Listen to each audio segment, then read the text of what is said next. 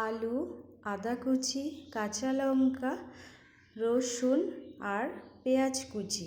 বলো তো আজ আমি কি বানাতে চলেছি? হ্যাঁ, তোমরা ঠিক গেস করেছো, আজ আমি বানাতে চলেছি বিরিয়ানি। তো চলো রেসিপিটা দেখে নেই।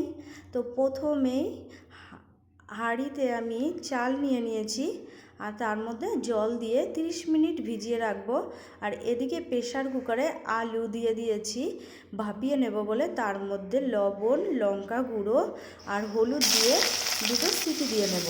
আর এদিকে কড়াইয়ের মধ্যে বেশি করে পেঁয়াজ ভেজে নিচ্ছি বেরেস্তা করব বলে। আর যত কুচনো মশলা ছিল সবটা আমি ব্লেন্ডারে ব্লেন্ড করে নিয়েছি। এই বলতে বলতে আমার আলুতে সিটি পড়ে গেছে আর এই দেখো বেরেস্তাও হয়ে গেছে।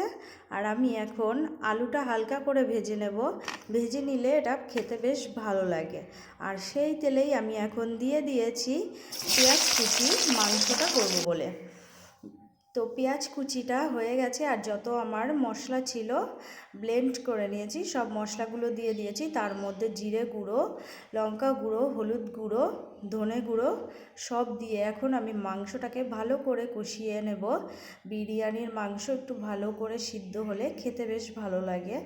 আর এই করতে করতে আমার দেখো ভাতটাও বসিয়ে দিয়েছি, তার মধ্যে আমি গোটা গরম মশলা, লবণ আর তেল দিয়ে দিয়েছি যাতে ভাতটা ঝুড়ো ঝুড়ো হয়, বেশ ভালো লাগে।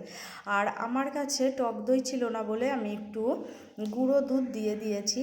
আর এদিকে গুঁড়ো দুধের মধ্যে আমি জাফরান, গোলাপ জল, কেওড়া জল আর মিঠা আতর দিয়ে একটা বাটিতে রেখে দিলাম। আর এই বলতে বলতে আমার ভাতটাও হয়ে গেছে। প্রথমে হাঁড়ির মধ্যে একটা কলা পাতা সাজিয়ে তার মধ্যে ভাত দিয়ে যাবতীয় যা মশলা ছিল সব দিয়ে একদম লেয়ার অনুযায়ী সাজিয়ে নিয়েছি।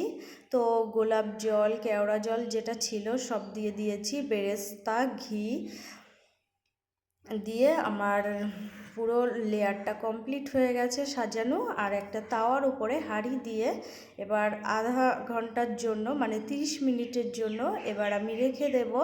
30 মিনিট হয়ে যাওয়ার পরে এই দেখো আমার বিরিয়ানি বানানোটা কমপ্লিট। কেমন হয়েছে তোমরা জানিও।